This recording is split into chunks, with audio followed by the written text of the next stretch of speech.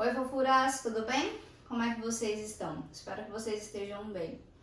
Hoje a gente vai dar continuidade na matéria da apostila de vocês e eu vou dividir essa aula em duas partes. Nessa primeira parte a gente vai ver as características principais, as características gerais dos modal verbs. E aí na segunda parte a gente começa introduzindo aos poucos cada um desses modal verbs, tá? Então assim, até o final de abril a gente vai ver os principais verbos modais, né, de uma forma separada, para que quando a gente volte, a gente consiga enxergar eles na sua totalidade. Todos eles juntos, como é o que a apostila tem pedido, tá bom? Bom, nós vamos falar sobre modal verbs, chamados de verbos modais, verbos anômalos.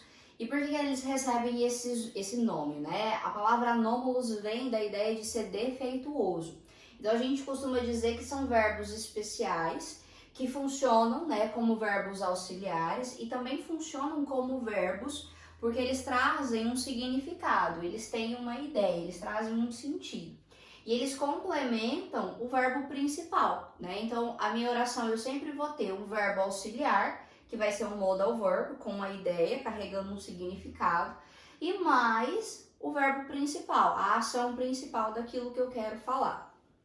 Bom, outra característica que é importante é que eles possuem ideias próprias. Cada um desses verbos modais, ele vai trazer um significado, uma ideia. E é isso que eu preciso que você entenda, que eles carregam ideias. Essas ideias podem ser de habilidade, pode ser capacidade, pode ser de uma proibição, pode ser uma dedução, pode ser um conselho. Então, existem várias ideias que eles podem representar. Por exemplo, se eu digo, she can play the guitar, o meu verbo modal aqui é o verbo can, ele é um verbo auxiliar. E o verbo principal que eu tenho é o verbo play, que é o verbo tocar. Então, quando eu falo, she can play the guitar, ela sabe tocar o violão, esse can aqui, ele tá trazendo para mim uma ideia de habilidade. Ou seja, ela tem a habilidade, ela sabe tocar o violão. Então, cada um dos modais, conforme a gente for vendo, eles vão trazendo consigo essas ideias, né? Ideias das mais variadas. Tudo bem até aqui? Bom, aí a gente vai para a segunda parte, que são as características gerais, né? Esses verbos, eles funcionam de uma maneira diferente dos verbos principais.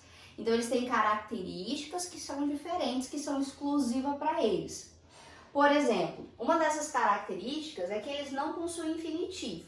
Essa partícula, que é o to, que gera a noção de infinitivo, né? Então, quando eu falo, por exemplo, dançar, to dance, né? Esse to que joga o verbo no infinitivo, os verbos modais, eles não têm. Então, não vem nada antes deles. E da mesma forma, eu também não vou ter essa partícula depois deles, para marcar o infinitivo do próximo verbo. Também não tem. Sempre vai ser uma relação direta. Então, depois de um verbo modal, eu venho com o verbo principal sem nada, sem nenhuma partícula ali para separar. Por exemplo, he might come here tomorrow. Pronto, eu não precisei de partícula antes e nem depois para falar dessa possibilidade que ele vai vir amanhã. Outra coisa importante, né? Vale lembrar que aqui eu tenho um verbo modal que a gente vai ver que ele vem já obrigatório com essa partícula, que é o ought to, tá? Mas quando a gente chegar na parte deles, aí eu explico melhor o porquê. Outra coisa importante é que esses verbos, eles não precisam de outros auxiliares, porque como a gente já viu, eles já são auxiliares. Então, eu não preciso buscar nenhum do, nenhum don't, eu não preciso buscar o will, eu não preciso buscar nenhuma desses outros auxiliares para formar para mim as negativas ou as interrogativas, eu não preciso. Eles mesmos, eles acabam se bastando. Então, se eu falo, I can ski, eu sei, eu tenho a habilidade de esquiar, e eu quero falar que eu não tenho, o próprio verbo, ele vai para a negativa. I can't ski. Da mesma forma que se eu quero fazer a pergunta, eu faço somente o movimento de inversão. Can you ski? Pronto. E aí eu formo. Então eu não preciso de nenhum outro verbo para formar essa ideia que a gente tem de negativa ou interrogativa. Eles são os próprios auxiliares. E a terceira regra importante para eles é que eles não são flexionados, né? Da mesma forma que os outros verbos que a gente tem, eles podem ser flexionados, esses verbos aqui não. Então, eles não sofrem flexão em sujeito, né? Então, por exemplo, eu posso falar I can dance, you can dance, he can dance. Ele não vai variar conforme o sujeito. Ele não vai receber as formas contínuas, né? ING. Então, eu não posso falar caning, não existe essa possibilidade.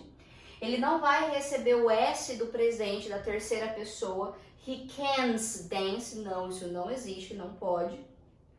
E ele também não vai receber a flexão de passado, que é o D ou IED, também não recebe. Então eu não posso falar I cannot para indicar que eu tinha uma habilidade. Para isso eu tenho uma outra forma, né, que a gente vai ter, que é o could, para poder falar a respeito daquilo que eu sabia, daquilo que eu tinha como habilidade no meu passado.